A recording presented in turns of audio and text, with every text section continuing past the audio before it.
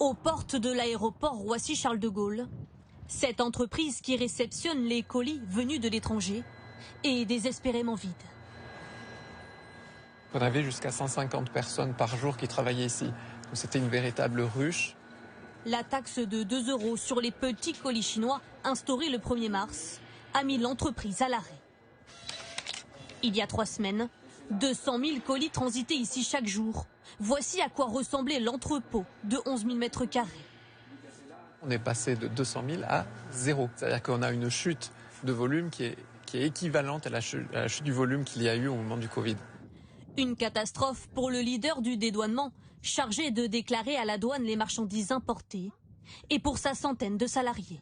Même dans une situation personnelle d'incertitude, on ne sait pas de quoi va être fait demain. Ça me met mal à l'aise, parce que je dois répondre aux besoins premiers de la famille. Et en plus, venir ici le matin, juste pour venir sans bosser, ça, c'est pas bien. Depuis le 1er mars, la zone de fret de l'aéroport fonctionne au ralenti. Les déclarations douanières en e-commerce ont chuté de 92%. Pour contourner cette taxe, les plateformes chinoises préfèrent passer par la Belgique, exemptée de cette taxe, avant de prendre la route vers la France. À l'aéroport de Liège, les arrivées de petits colis ont été multipliées par 3. Après la France, une taxe européenne à 3 € sur les colis entrera en vigueur le 1er juillet prochain. Ça aurait pu être évité par un système coordonné européen qui est en discussion et qui permettrait de ne pas gérer ces perturbations. Nous, on espère qu'il y ait une suspension de cette mise en œuvre isolée par la France. Selon l'Union des entreprises transport et logistique de France, jusqu'à 1000 emplois pourraient être supprimés.